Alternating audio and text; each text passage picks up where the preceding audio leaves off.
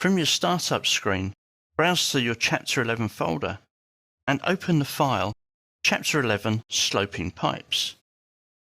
Check in the project browser that you have Level 3 HVAC pipe plan open and scroll into the north part of the building.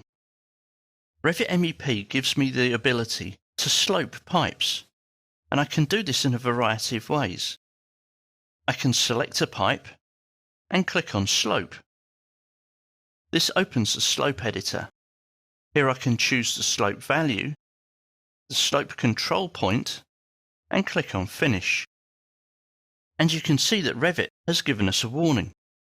The slope that you specified could not be applied to this pipe.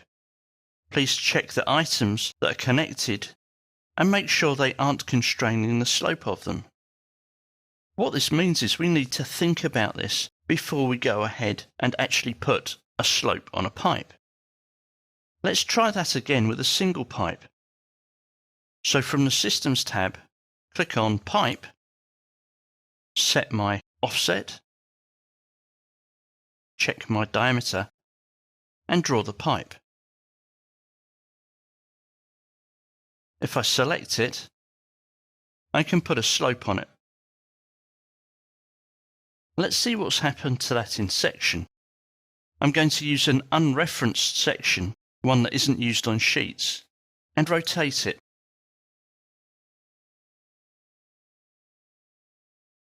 And move it so that I can see my pipe. Let's go to the section view, and here we can see the pipe. Let's go back to the plan view. Click back on the pipe tool. If we look at the context toolbar, we can turn the slope. This pipe is going to be sloping up.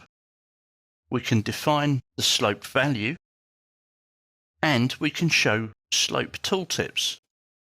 What the tooltip does is once you start placing your pipes, Revit tells us the start offset and the current offset.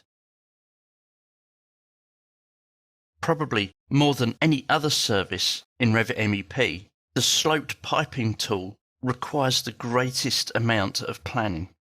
It does work, and it works well. But as you can see here, without planning, we end up getting errors. So we'll try that again. Click on the pipe tool. This time I'm going to ignore the slope to connect. Click on the pipe, start drawing my run, and that's created the pipe with a slope as I'd intended.